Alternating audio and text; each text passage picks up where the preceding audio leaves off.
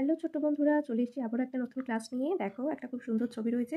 ছবিতে একজন বৃদ্ধ ভদ্রলোকের হাতে রয়েছে এক ঘড়া মোহর, আর ছোট ছেলেটির হাতে রয়েছে একটি মোমবাতি।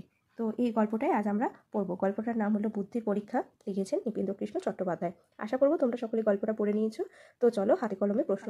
প্রথম প্রশ্নটি আছে, বুদ্ধির পরীক্ষা গল্পটি কার লেখা? তো আমরা এক্ষুনি পড়েছি, বুদ্ধির পরীক্ষা গল্পটি নিপেন্দ্রকৃষ্ণ চট্টোপাধ্যায়ের লেখা।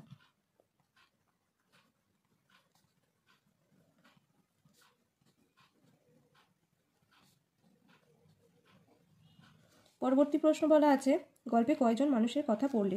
গল্পে আমরা 3জন মানুষের কথা পড়েছি। একটা হচ্ছে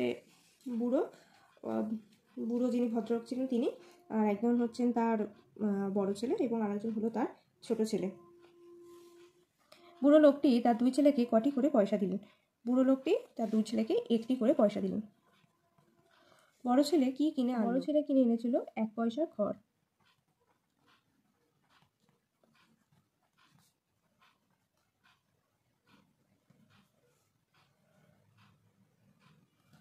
ছোট ছেলের প্রতি তার বাবা খুশি হলেন কেন? জন্য।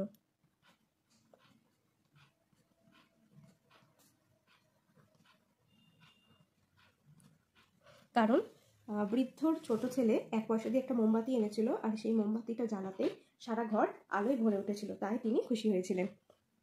নিজের শব্দগুলি ব্যবহার করে বাক্যগুলো নিজের জিনিসের যত্ন করতে হয়। খড় গরু খড় খায়, ঝড়ে অনেক মানুষের ঘর ভেঙে গেছে, মোমবাতি অন্ধকার দূর করতে মোমবাতি জ্বালায়।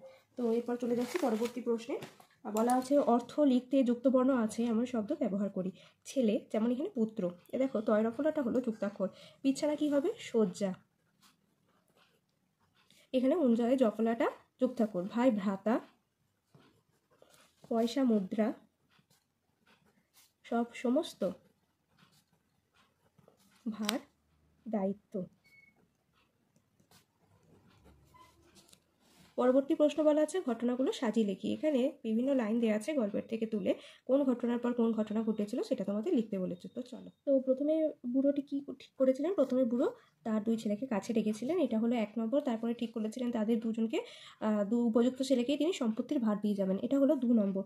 3 নম্বরে 2 ভাই বাজারে বেরোলো, এটা 3 নম্বর। তারপরে বড় ভাই খড় কিনে আনলো আর ছোট ভাই মোমবাতি, এটা 4 নম্বর। আর তিনি তার ছোট ছেলেকে সম্পত্তির ভার দিয়ে গেলেন, এটা হলো 5 নম্বর। তো চলো ক্লাসটা এখানেই শেষ করছি আজকের মতনটা।